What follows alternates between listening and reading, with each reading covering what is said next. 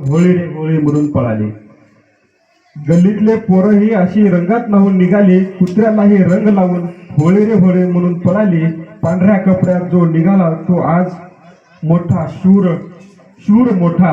घरी गेल्यावर आरशात पाहून म्हणतो, अरे देवा मी खरा की खोटा. मोबाईलवर स्टेटस टाकतो, नैसर्गिक रंग वापरा. मोबाईलवर स्टेटस टाकतो, नैसर्गिक रंग वापरा. पण स्वतः मात्र लपून बसतो. रंग लावायला आलेल्या व्यक्तीच्या हातात पाणी बघून राम राम करतो.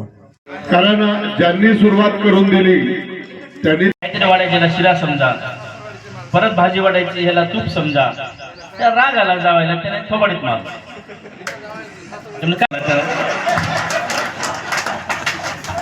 असे व्यासपीठावरती मामा उपस्थित आहेत. इथे अनेक जण आता आपण उभा टाकले त्यानंतर टीका अनेक जणांवर होईल. ती इथले आपण विसरून जाऊ. आमचे हेडमास्टर झाले पद्मवार सर. कोणी की जे श्रीकृष्ण आणि पांडव याने 5 गाव मागवली. किती गाव मागवले ते ना माने साहेब आले. या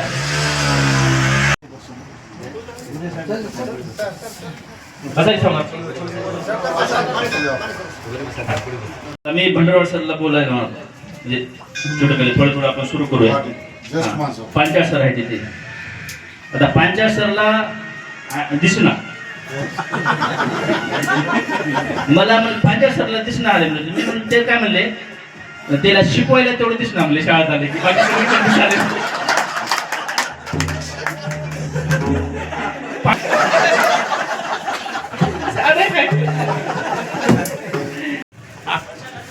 फोटो लावल्यावर काय झालं चुकीनं आमच्या पोरांना उलटा फोटो लावला.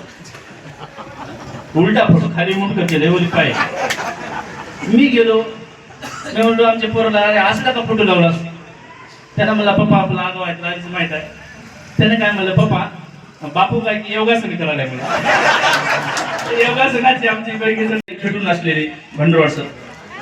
त्यांनी बांधताना बिल्डिंग काय काय सामान पडतो काय काय त्रास झाला ते भंडरवाड सरलाच माहिती. तर त्या निमित्ताने सांग. पण काहीतरी थोडंफार हसवण्याचा प्रयत्न या ठिकाणी करतोय. आता दुरून कशाला मी स्वतःच्या घरापासून सुरुवात करतो. हे सर्व विनोद म्हणून घ्यायचंय आणि ओरिजिनॅलिटी विनोदच आहे. जवळपास 2001-2ची गोष्ट असते. जवळच पैसे नाही पण पैसे पाहिजे. मित्र तेवढं वाढलं नव्हतं आता जेवढं आहे तेवढं. आता मागावं कुणाला घरीच म्हणलो काही कर पण मला 2,000 रुपये द्यायची म्हणलो. येड्या काय म्हणजे मग 100 रुपये नाही म्हणजे रुपये आणि 2,000 नाही काही कर तुम्ही आणून काही कर. बरं एक काम करा म्हणजे हे म्हणजे एकदा आहे मार्केटमध्ये ठेवा. तुमचं जे काही काम आहे ते करून घ्या आणि नंतर मग मला आणून द्या. बरं वाटलं किंवा काम झालं. घेऊन गेलो मार्केटमध्ये ठेवून 2,000 रुपये घेतले. तेव्हा जवळपास 4,000 रुपये थोडा सोनं होतं. या गोष्टीला 2-4 महिने झाले. कसलं व्हाय म्हणजे एवढं काय आणि तिकडं तर बुडून जाईल की म्हणजे घेऊन या. 10 मिनिटं वर्णन केलं. काही येडा हो काय म्हणलो एवढं लय शिक्षण शिकला आणि त्याला खाऊ देतो काय म्हणले या नोकरीचा काय फायदा म्हणलो. त्याला खाऊ देतो होय ते डुबण्याच्या आधी विकून टाकतो म्हणलो. जेवायचं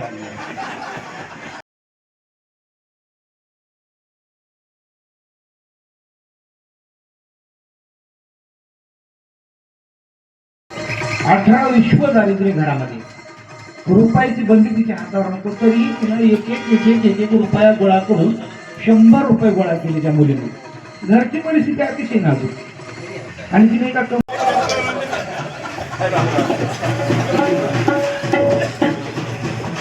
फिरून आले, भाजप फिरून आले, राष्ट्रवादीमध्ये आहेत. आता शिवसेनेचे तेवढं राहिले बघा तुम्हाला बघा. त्यामुळे महाराष्ट्रामधल्या सगळ्याच नेत्याची ओळख असलेला एक माणूस म्हणजे शिवराज पाटील ओढाळकर आहेत असं म्हणायला काय हरकत नाही. चांगला 14-15 वर्षाचा झालास. तुला काहीच करता येत नाही. तुझ्या वयाचे शिवाजी महाराज असताना वयाच्या 16व्या वर्षी त्याने तोरणागड जिंकला होता म्हणले. पोरग म्हटलं बाबा तुम्ही तर काय केलं म्हणलं. बाप 48-49 वर्षाचे. तुम्ही तरी काय केले म्हणलं? तुमच्या वयाचे शिवाजी महाराज असताना त्यांचा राज्याभिषेक झाला होता आणि ते स्वर्गवासी सुद्धा झाले होते. म्हणजे तुम्ही तर अजून तसेच आहोत. म्हणजे इथपर्यंत व्यासपीठावर असे जीवन जगण्यापेक्षा मेलेले बरे, मरणाच्या अगोदर थोडे पिलेले बरे. अंतयात्रेत माझ्या सारे मौज मस्ती केलेले पाहिजे. अंतयात्रेत माझ्या सारे मौज मस्ती केलेले पाहिजे. 4 खांदेकारी अगोदर पिलेले पाहिजे. गावातील लोक म्हणतील की बरा मेला, पण 4 खांदेकरी नक्की म्हणतील आमचा जोडीदार गेला, आमचा जोडीदार गेला.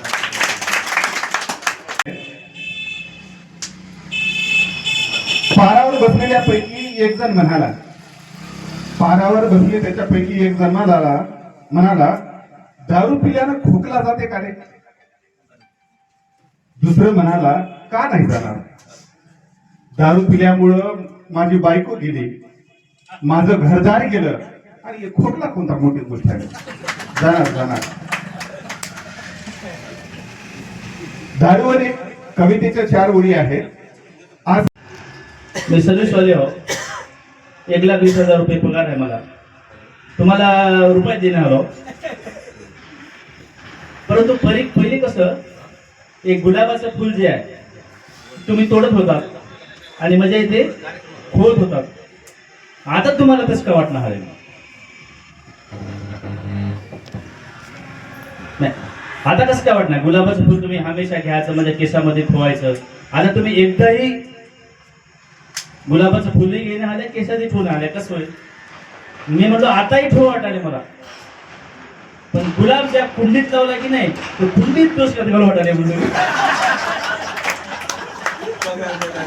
मला वाटतं की बऱ्याच लोकांना वाटाले असं. तर अशा आशयातील हा आता सगळ्या नेहमी सूत्रचलन करायचा. Hello check. बायको म्हणाली रात्री झोपीमध्ये, बाजूला झोपली बायको आणि हा म्हणाला हॅलो चेक. बायको म्हणाली का रात्रभर चेकच करता की कार्यक्रम सुरू करता?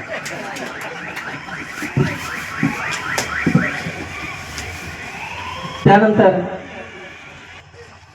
उभा राहिलं रस्त्याला, साईडला ये. झोपीमध्ये बायकोच्या बसून झोपून मला साईडला ये. नो पार्किंग म्हणाले. बायको म्हणाली, अरे नो पार्किंग ते ऑप्शन झालं, आता तुम्ही पार्किंग मध्ये कधी येता या पटकन. चला बाईवर चढा म्हणतायला आणि रात्री बायकोच्या जवळ झोपला. म्हणजे एक असं विनोदी सरळ करत असले. आणि हे राजकीय वातावरण असल्यामुळं आणि राजकीय, सामाजिक, शैक्षणिक, साहित्यिक सगळंच वातावरण आहे. सगळेच लोक 2, 4, 5 हजार माझ्या मागे होते. निवडणूक 15 दिवसावर आली, त्याच्यातले 500च माणसं होते. निवडणूक 4 दिवसावर आली, 100च माणसं होते. उद्या निवडणूक होती, मागे बघलो तर आधे उधर मेरे पीछे कोई नाही. असं झालं, माझा काटा काढला बघ मला. आणि हे शब्द मला आवडलं आणि सांगायला हरकत नाही. काटा म्हणलं की कविताही आहे आणि एक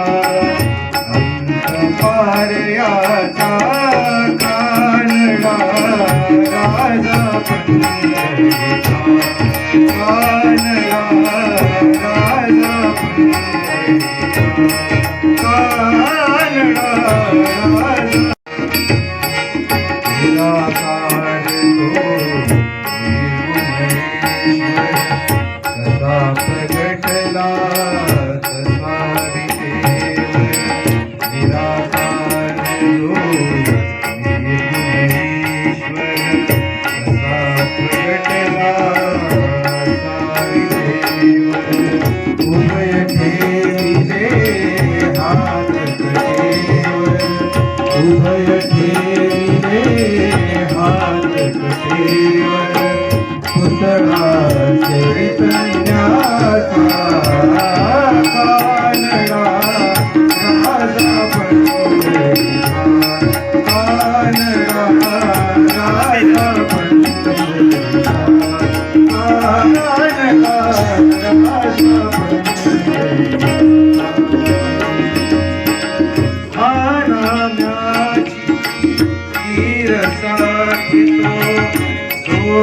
भाजी पुरे राखितो हा नाम्याची खीर चाखतो भाजी पुरे राखितो पुरंदराचा हा परमात्मा पुरंदराचा हा परमात्मा वाली रामाची कानडा राजा पंडिता राजा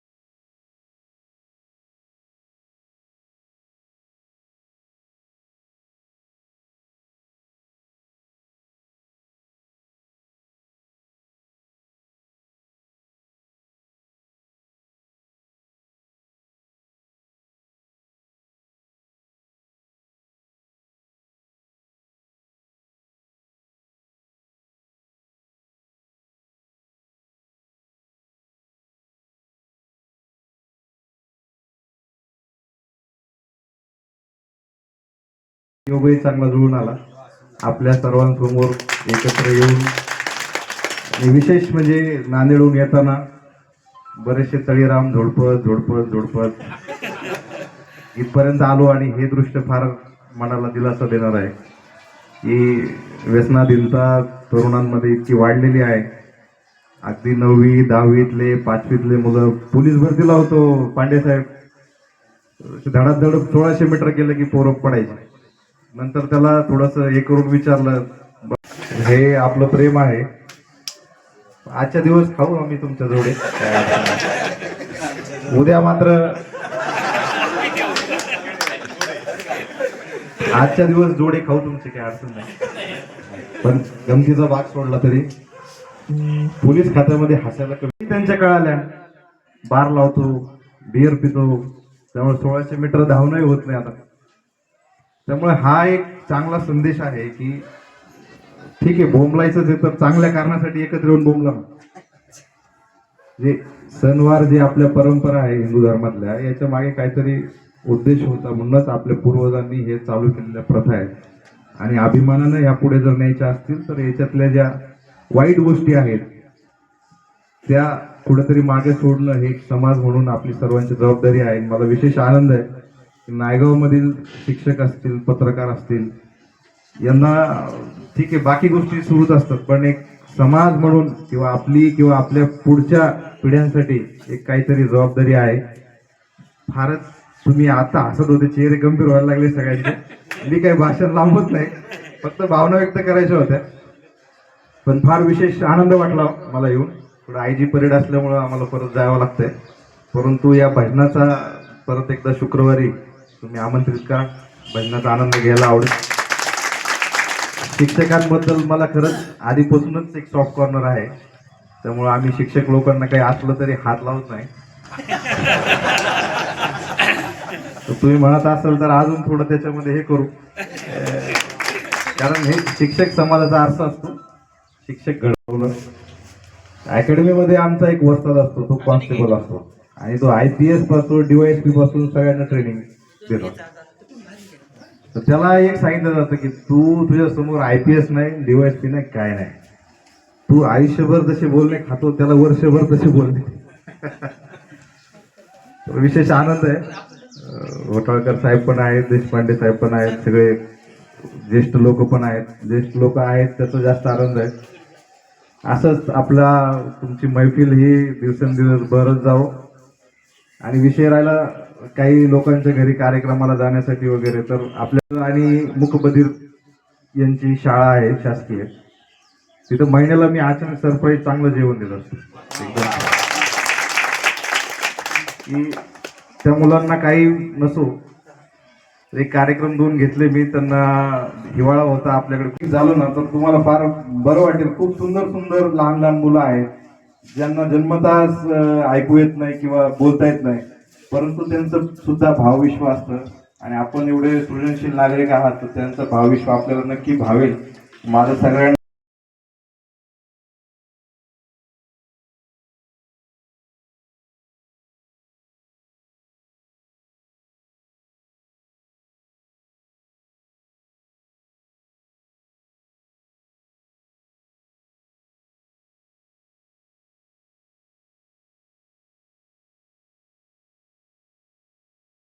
त्यामुळे उपस्थित सर्व मान्यवर महिला भगिनींनो, तसं पाहिलं तर आपल्या संस्कृतीमध्ये महिलाचा स्थान फार मोठा आहे.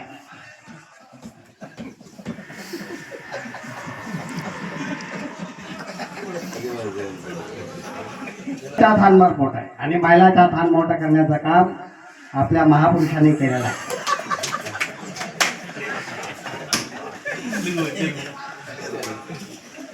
असे विनोद सहज घडतात, पण त्यांना माहित नव्हतं हे सगळं आपल्या भाषेतून काय चाललंय वगैरे.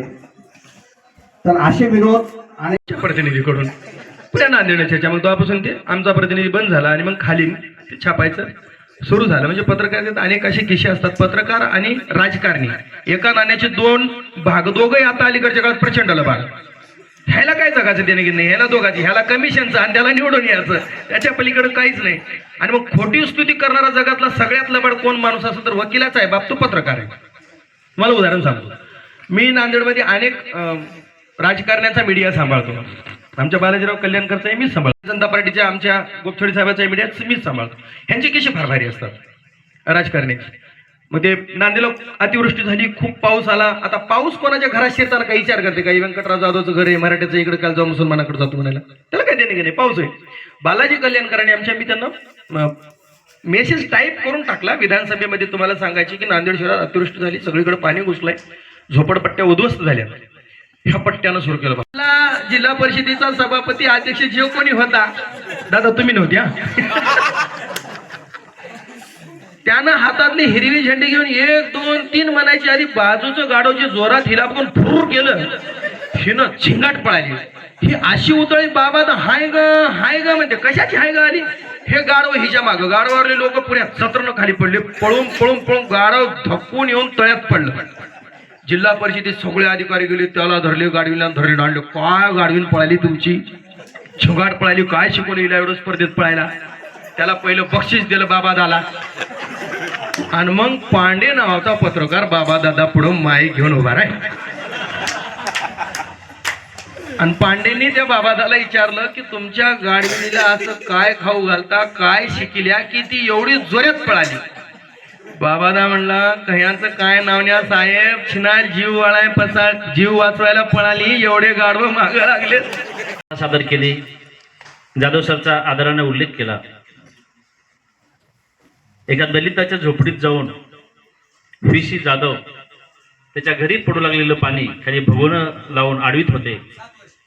गेली 7 वर्ष मला व्ही.सी. जाधव सर यांच्यामध्ये राजर्षी शाहू महाराज दिसतात. रामनं अनेक कथा सांगल्या, प्रेमाच्या सांगल्या, याच्या सांगल्या. म्हणजे रामच्या अगोदर ह लावलं तर काय एवढं कसं ते नाही आहे ते आता ऐकत असताना हिंदू धर्माप्रमाणे हे सण काय येतात हे तुम्ही सगळ्यांनी सांगण्याचा प्रयत्न केला. काल होळी धरणामध्ये आपण आपले काही वाईट गुण आहेत ते वाईट गुण आपण जाळायचे असतात, आणि जे काही या वर्षामध्ये आपण काही चूक केली असेल, काय झालं असेल ते ह्या रंगाच्या माध्यमातून वेगळे रंग रंगवायच्या जीवनामध्ये असतात, आणि त्याच्यामुळे ही होळी आपण साजरी करतो. अशा आपल्या गावंढळ भाषातून ती त्यांच्या जीवनामध्ये कथा घडली होती का त्यांनी घडून आणली आम्हाला माहित नाही, तसे आमचे वास्तव घडली होती त्याचे साक्षीदार जाधव सर आहेत. ते आदरणीय राम तरटे सर ज्यांनी सुंदर असे या ठिकाणी मार्गदर्शन केलं. आमचे मुखेडचे पंडित पाटील सर, या ठिकाणी आमचे मार्गदर्शक आदरणीय उमाकांतरावजी मालक देशपांडे, आमचे दुसरे मार्गदर्शक आदरणीय जिल्हा परिषद माजी सदस्य त्यांनी अतिशय सुंदर या ठिकाणी त्यांचं वक्तव्य खूप चांगलं आहे. त्यांचं वक्तव्य ऐकायला खूप जण त्या ठिकाणी येतात, ऐकतात आणि खूप चांगलं बोलतात. त्यासाठी बाबूरावजी पाटील लंगडापुरे या ठिकाणी मिरकुटे सर तुम्ही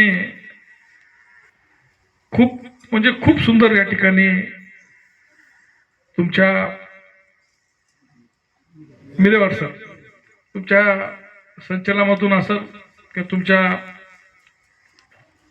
ज्या कवितेमधून असेल किंवा हास्य कवीमधून असेल इतकं सुंदर वर्णन सगळ्याचं केलं. कधी कधी खूप जणांना स्वतःचं आत्मचिंतन करावं असं वाटतं. खरंच मिरकुटे सर बोललेलं मिराड सर बोललेलं खरंच आहे काय? इतकं सुंदर त्या ठिकाणी आपण एखाद्याचा आरसा समोर त्या ठिकाणी ठेवण्याचं काम त्या ठिकाणी केलं. आमचे बालाजी पाटील खतगावकर पण पुढच्या वर्षी घेतो म्हणलेत, खाऊ घालतो म्हणलेत, खाऊ घालायला सोडून देऊन त्यांनी कार्यक्रमात घेत नाहीत. मला वाटतं सर विसरून गेले की मागच्या वेळेस खाऊ घातलेलं. मी थोडं आश्चर्य पडलो. त्याच्यानंतर आमचे बालाजी पडले की उठले. ते म्हणाले सर तुम्ही खाऊ घातल्या पण इतकं खाली आम्हाला तुम्ही जवळ ठेवल्याच नाही. किंवा आणखी फजिती झाली पाहिजे. एकानं खाऊ घातलेलं काढलं नाही, दुसऱ्यानं खाऊ घातलेलं काढलं तर इतकं खाल्यामुळे तुम्ही सगळं कार्यक्रम ठेवल्या नाही. म्हणजे माणूस विचार काय करते कधी क्षणामध्ये. एकदा विचार केला यांनी खाल्ले काढले नाही, दुसऱ्या क्षणी यांनी म्हणले की आम्ही इतकं खाल्लं तुम्ही ठेवल्याच नाही. मग सर म्हणाले की सर आता जाधव सर तुमचं आता काही नाही, आता रिटायर झालेत, त्याच्यामुळे आता तुमची काय त्याची भीती नाही. पण सर मी तुम्हाला सांगतो की आम्ही आमच्या संस्थेमध्ये एवढं चांगलं वातावरण निर्माण केलं, एवढं कौटुंबिक वातावरण निर्माण केलंय. मी रिटायर झाल्यावर सुद्धा जाधव सराचं प्रेम रिटायर त्यांनी आमच्या शाळेत असल्यापेक्षा आता जास्तीच आहे असं मला त्या ठिकाणी वाटतं. कारण काम करत असताना आपण संबंध टिकवत असताना ती संबंध आपल्या शेवटापर्यंत जातील अशा प्रकारचं काम आपण आपल्या कार्यामध्ये त्या ठिकाणी केलं पाहिजे. आणि या ठिकाणी खूप काही गोष्टी या ठिकाणी झाल्या. खरं तर सर तुम्ही मला म्हणालात किती पक्ष बदलले? 2च. एक काँग्रेसमध्ये आलतो, बीजेपीमध्ये आलतो, राष्ट्रवादी पुरीच होतो. म्हणजे आमचे नेते आहेत ते तर भाषणात म्हणतात मी एकही पक्ष सोडलं नाही. प्रताप पाटील चिखलेकर ते आमचे नेते आहेत. पूर्वी वसंतराव पाटील नेते होते, त्यांना तिकीट भेटलं नाही, अपक्ष उभा टाकले, आम्ही त्यांच्या भागी होत्या. ते म्हणले चला आता काँग्रेसमध्ये होते, सोबत काँग्रेसमध्ये गेल्या. डीबी पाटलाचे मित्र प्रताप पाटील ते म्हणले डीबी उभा टाकावला तर तिची बीजेपीमध्ये यावं लागते, चला बीजेपीमध्ये. परत प्रताप पाटील म्हणले शिवराज आता आपण जाऊ राष्ट्रवादी, चला राष्ट्रवादी. कधी कधी इच्छा नसताना काही काही गोष्टी माझ्या जीवनामध्ये पक्षाबद्दल घडल्या. पण ज्या ज्या पक्षामध्ये गेलो, ज्या ज्या समाजामध्ये काम करण्याचा प्रयत्न केलो, अतिशय प्रामाणिकपणे काम करण्याचा त्या ठिकाणी प्रयत्न केलो आणि प्रामाणिकपणे काम केलं म्हणून मी जिल्हा अध्यक्ष झालो. आणि राजकारणामध्ये सर कधी कधी जास्त प्रामाणिक माणसं जमत नाहीत असं तुम्ही आता म्हणलात. आणि म्हणून मला माहित नाही यश कधी भेटल, पुढे कधी भेटल, पण मी आजपर्यंत कधी थकलो नाही काम करता करता. राजकारणामध्ये खरं तर आमचं दिशा से सुर की नदियाँ हर दिशा से महके सागर मिले बादलों का गीत गा के बहके हल्के हल्के मिले सुर मेरा तुम्हारा, मिले सुर मेरा तुम्हारा. एकदाच ये जाता जाता पाहिन तुझीन एकीन माथा, पाहिन तुझीन एकीन माथा. तूच स्वर्ग मज इथेच येईल, तूच स्वर्ग मज इथेच येईल. पुरे कुणाची दैना